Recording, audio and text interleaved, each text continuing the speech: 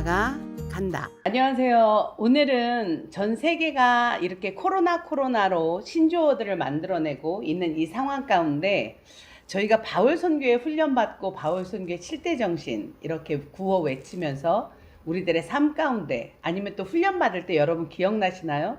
우리들의 환경을 사막화하고 우리가 수도사적인 삶을 살라는 교훈으로 우리가 훈련을 받았었잖아요. 지금이 바로 이렇게 수도사적인 삶을 더 요구하는 시대가 아닌가 싶습니다. 그래서 우리 리마인드 하기 위해서 이동희 목사님과 함께 목사님께서 그 훈련시킬 때 그 느낌으로 처음 저희들 뵀을 때 그 영성으로 우리가 지금 이 시대에 코로나 전국 시대에 팬데믹 이 시대에 각자 흩어진 곳에서 어떻게 살아야 될지에 대한 귀한 말씀 들어보도록 하겠습니다. 엄마가 간다. 우리 바울 선교회가 지향하는 것이 있다면 네 가지죠. 7대 정신 다 암송하고 계시죠. 그 다음에 믿음 선교라는 거죠. 그 다음에 이 묵상, 큐티라고 하는 것이고 또 하나가 수도사적인 선교사라 많이 했죠. 정교회와 카톨릭은 지금도 수도니 엄청난 큰 규모로 운영합니다. 개신교, 기독교는 없죠. 그리고 소수의 사람이 있으니까 우리 뭐 기독교의 것이 아닌데 왜 저러나 이제 그런 경우도 많이 들어요. 그러나 우리가 이렇게 생각하면 되겠어요. 루터가 그 종교 개혁을 했잖아요. 엄청난 큰 일이죠. 그런데 그 카톨릭의 그때 당시의 형편이 너무나 원망이었지 않습니까? 그래서 그런지 수도는 그 전통을 끊어버린 것이라고 들는지 강조를 안 했어요. 그래서 이 수도사들이 전해준 엄청난 보고 제가 이제 책을 쓴다고 해서 수도사들의 책들을 좀 읽는 가운데 너무나 좋은 부하들이 예를 들면 안토니아 300년 사람이거든요. 그때 뭐 학교를 나왔겠어요. 그러나 그 지혜의 말씀이 얼마나 귀중한지요. 그건 버린 거예요, 우리가요. 그래서 다시 수도 생활로 들어갈 수는 없죠. 우리는 사람 만나서 사람들을 다 예수님 알게 하는 선전자죠. 그러나 우리 영성인 이 선다정이 그랬어요. 기도와 명상 외에는 영혼의 가치가 드러나지 않는다고. 깊은 내면 속에 주님과 교제하는 가운데 풍성한 영적인 재료가 발굴이 되는 거예요. 그래서 우리가 하나님 앞에 이 부분에 있어서 예수님께서도 늘 기도하고 또 밤새도록 낮에는 성전에서 가르치시고 밤에는 감람원이라는 산에 가서 쉬시니라 그랬잖아요. 주님도 밤새껏 기도하셨거든요. 그 영성의 힘을 가지고 우리가 버티는 거고 마귀를 이기는 것이죠. 그래서 수도자들이 우선 기본적으로 세 가지 완덕이라는 것이 있죠. 여러분 아마 다 아실 줄 알아요. 청빈이라는 거예요. 마음의 청빈도 있고 생활의 청빈도 있고 물질의 청빈도 있고 다 있겠지만은 우리 구역에 보시죠. 아브라함을 비롯한 모든 족장들에게는 풀을 많이 주셨어요. 선지자는 다 가난하잖아요. 이만큼 미묘한 것이 물질입니다. 물질이 풍부하면 감사하면서 될 것 같아도 부자가 목사가 되어서 부자로 산다 할 때요.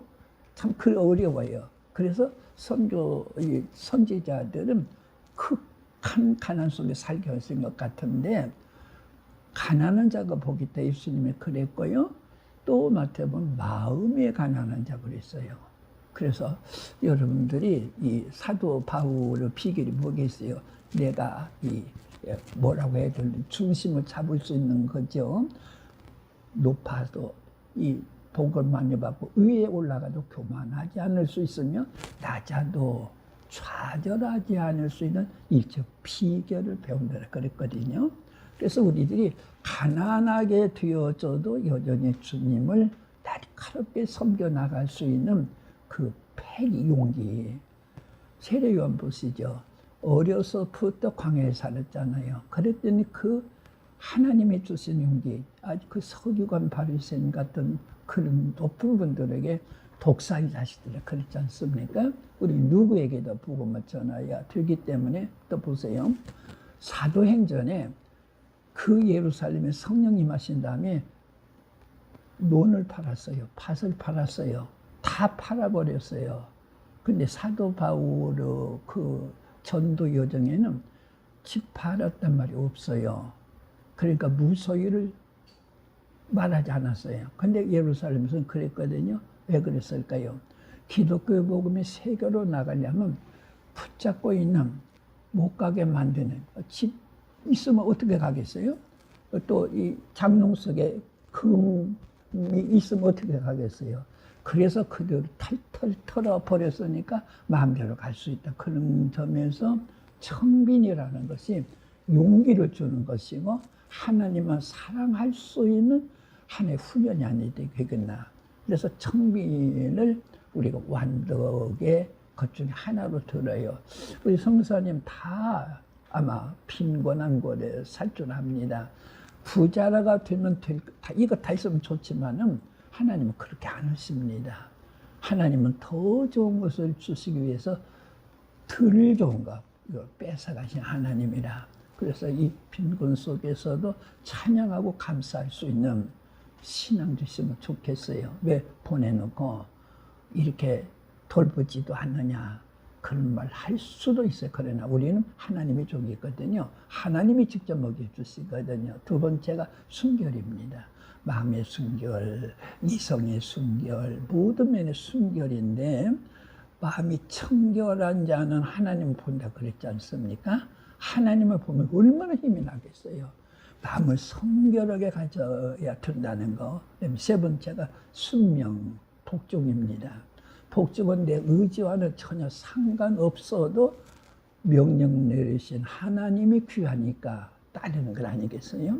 그래서 이 세 가지를 두고 물론 이것만 아니에요. 그러나 이 기본적인 이것을 가지고 나가는데 우리가 이렇게 아무렇게나 살아도 되어야 해요. 세상 사람은 그렇게 삽니다. 그러나 우리에게는 적이 셋입니다. 첫째요, 세상입니다. 세상이 우리 적이요. 보세요.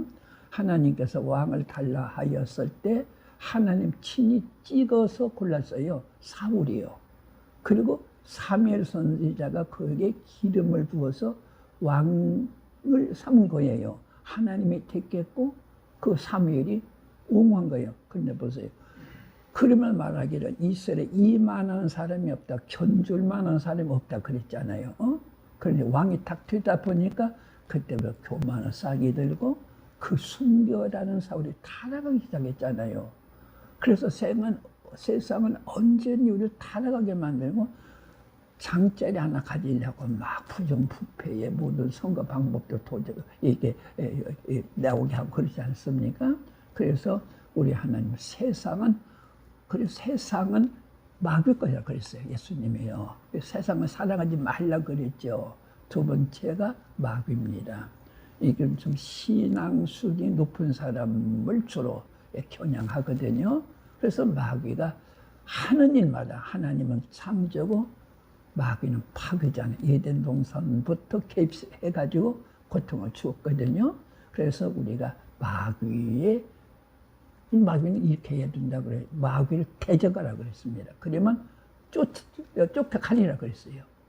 하나님을 가까이 하라. 그럼 가까이 하세요. 마귀를 대적하라 그랬습니다. 여러분, 이 마귀 유혹이 얼마나 두 가지로 오죠. 핍박과 유혹을 옵니다. 그냥 막 높여주고 그냥 교만하게 해가지고 우스사고사하게 촐랑거리게 만들어 놓고 버리기도 하고 핍박 오기도 그렇습니다. 근데 세 번째 적이 제일 무섭습니다. 내 자신이에요. 내 마음 원하는 것은 행하지 않냐고 원치 않은 악이 행하는 도다. 바울이 그랬지 않습니까? 근데 이 마귀가 이 육신 또 하나 나가 얼마나 질긴지요. 정말로 우리를 괴롭게 하고 있는데 마지막 숨질 때까지 이 악한 대적과적으로 싸워야 될 그런 길에 우리가 선 거예요. 우리 타락성이 언제나 있기 때문에 그러거든요. 그러기 위해서는 여러분들이요, 추여 막 떠들고 삼각산을 막 넘어지게 할 것 같지 않게 필요해요. 그러나 주님과 내면적 깊은 교도요, 꼭 그 시간을 가지세요. 꼭 가져서야만 그래 영성이 살아납니다. 그리고 하나님의 비밀이 밝혀집니다.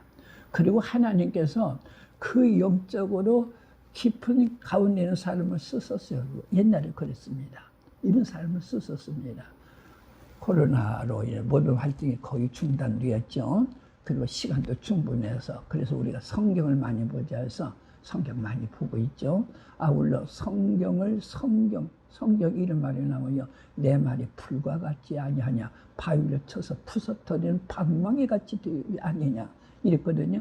그 말씀의 위력을 무엇로 그렇게 힘을 제공하느냐? 기도입니다. 기도가 하고 이럴 때 그 말씀을 살아있고, 또 이런 말씀으로서 내 말이 그들을 고치며 위험한 지경에서 건져내는다. 이 말씀 자체가 힘이 있대요. 그것도 기도죠. 기도하게 될 때 그 힘이 나오고 그렇습니다. 깊은 내면적인 기도요. 2시간, 3시간, 4시간까지 깊은 주님과 미래 속에 주님 안에서 침몰하는 가운데 이런 그때 마음이 평안하고요. 정말로 너무나 좋은 나, 하나님이 내게 너무나도 귀하신 분임을 느껴지면서 생활도 천국생활로 바뀌어집니다.